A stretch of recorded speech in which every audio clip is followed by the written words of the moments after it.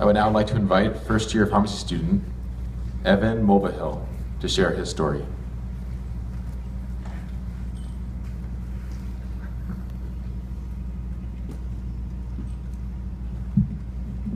Hi everyone. My name is Evan Mulvihill and I'm a pharmacy student and former journalist. I'd like to share a personal essay I wrote about my experience with anatomy. It's a sunny Southern California day outside, but down in the anatomy lab, the air is cool and mysterious. It's the first session of the class, and Daphne Summers-Torres, a cheerful instructor with a head full of bouncy locks, lets us know that although we will not learn the names of our body donors, we can view their death certificates to see their age and cause of death. Anatomy had me thinking about ideas and concepts of death, mine, societies of the present, and societies of the past. Although ideas on the afterlife and the end of life differ greatly among even the most similar people, we can all agree on one point: death is staggeringly difficult to confront. To even scrape the surface of death is to poke and to prod at such a sensitive topic that, in daily conversation, even the most liberal of thinkers must shy away from. But since we are here to confront death ourselves, I thought I may be given the liberty of speaking on it. When I first entered the anatomy lab, I will admit that my first thoughts were that I would not enjoy the experience. I thought I would be constantly reminded of people I had lost, and I would be confronted by someone else's, and therefore my own, mortality. I thought I would always be thinking of my grandparents who had died after living full, long lives, and my aunts and uncles who had unfortunately had not had as much time. Consideration of my own death, too, has been a recurring topic for me over the past few years. Why this is so remains unclear to me, although my insurance policies have paid many psychiatrists and therapists handsomely in search of the answer. Each mental health expert seems to have a definitive explanation for me, which would be great if the answers were ever the same. My lab partners go over to the corner of the class and take a look at the death certificate. While they're away, I decide to peel away the white sheet and meet my donor. My lab partners return and tell me that my donor died of cancer at an advanced age.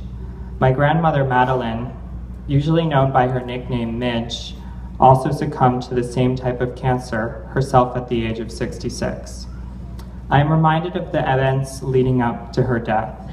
I remember her as she lay still on the hospital bed on a chilly March day in New York City, still cheerful and chipper as ever.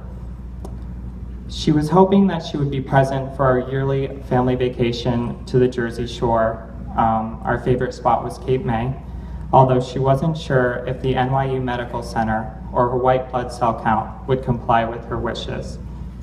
I remember breaking down and telling her that I didn't want to lose her, that I wasn't ready, that she shouldn't go. I remember her saying, "Evan, don't worry, I'll always be here for you." Sometimes I wonder if my donor's family, his loved ones, children, grandchildren, felt the same way, whether they were ready for him to leave when he too lost his battle to cancer. When my grandmother died, I was sure that she had passed into a realm I could not understand, where her ego was lost, but her soul was not.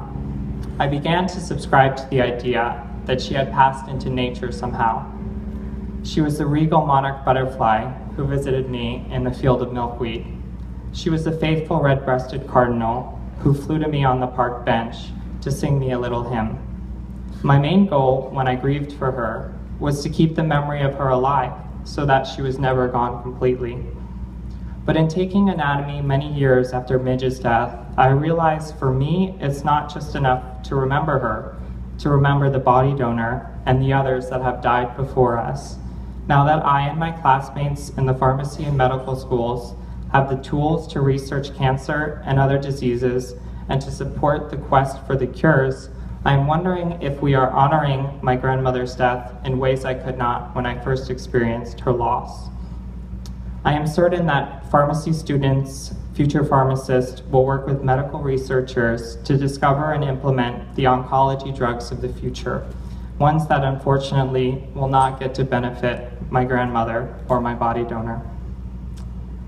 In learning anatomy from the donor, I can finally be at peace with Midge's death, knowing that me and my colleagues' careers in healthcare will help others to live longer and healthier lives.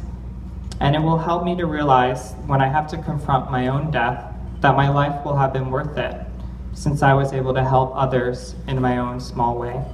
I want to thank you and your loved ones for allowing me and other students in my class to come to realizations like this. I am so sorry for your loss, but so grateful for your loved one's bravery. It is truly a miracle that we can all come together to celebrate their lives. I hope that in my words, they can help you too to find some peace in your remembrance of them. Thank you.